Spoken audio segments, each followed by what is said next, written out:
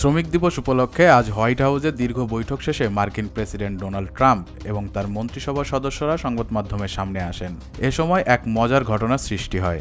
মার্কিন পররাষ্ট্রমন্ত্রী Marco Rubio হালকা মজার সুরে বলেন, এটাই আমার জীবনের সবচেয়ে অর্থবহ শ্রমিক দিবস, কারণ আমি এখন একসাথে 4টি চাকরি করছি। রুবিওর এই মন্তব্যে কক্ষজুড়ে হাসির রোল ওঠে। অ্যাসোসিয়েটেড প্রেস জানিয়েছে, পররাষ্ট্রমন্ত্রীর পাশাপাশি রুবিও অন্তর্বর্তীকালীন জাতীয় নিরাপত্তা উপদেষ্টা, ইউএস এজেন্সি ফর ইন্টারন্যাশনাল ডেভেলপমেন্টের ভারপ্রাপ্ত প্রশাসক এবং জাতীয় আর্কাইভস অ্যান্ড রেকর্ডস অ্যাডমিনিস্ট্রেশনের ভারপ্রাপ্ত প্রধান হিসাবেও দায়িত্ব পালন করছেন। ক্যাবিনেট বৈঠক চলাকালে সাংবাদিকরা প্রেসিডেন্ট ট্রাম্পকে অন্য প্রশ্নও করেন। এর মধ্যে ছিল আলোচিত পপ তারকা টেলর সুইফট এবং এনএফএল তারকা ট্রাভিস কেলসির বাগদান প্রসঙ্গ।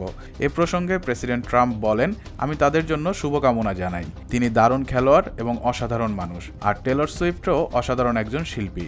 উল্লেখ্য, 2024 সালে টেলর সুইফট ট্রাম্পের রাজনৈতিক প্রতিদ্বন্দ্বী কমলা হ্যারিসকে সমর্থন দেওয়ার পর ট্রাম্প প্রকাশ্যে সুইফটের সমালোচনা করেছিলেন।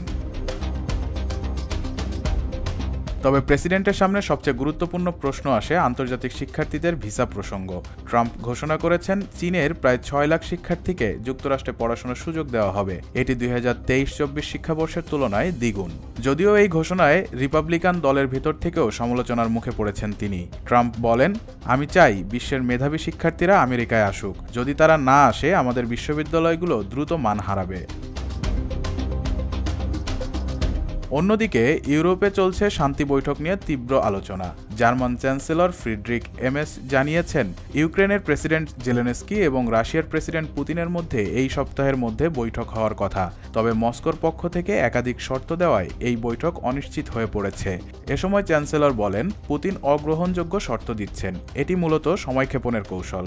একই বিষয়ে কানাডার প্রধানমন্ত্রী মার্ক কার্নি কিয়েভ সফর শেষে জানান, জেলেনস্কি নিরপেক্ষ যে কোনো স্থানে পুতিনের সঙ্গে দেখা করতে প্রস্তুত, তবে কিয়েভ বা মস্কো নয়। প্রেসিডেন্ট ট্রাম্প ইতিমধ্যেই 3 পক্ষের বৈঠকের প্রস্তাব দিয়েছেন। তবে রুশ কর্মকর্তারা ইঙ্গিত দিয়েছে, শিগগিরই এমন কোনো বৈঠক হওয়ার সম্ভাবনা কম। হোয়াইট হাউস থেকে ইউরোপের রাজনৈতিক মঞ্চ, সবখানেই এখন আলোচনার কেন্দ্রে প্রেসিডেন্ট ট্রাম্প। শ্রমিক দিবসের হাস্যরসের মাঝেই বিশ্ব রাজনীতির বড় প্রশ্ন রয়ে গেছে। চীন, ইউক্রেন ও রাশিয়া নিয়ে আমেরিকার নীতি কোন দিকে যাবে তা দেখার অপেক্ষায় অধীর হয়ে বসে আছেন বিশ্ব নেতারা।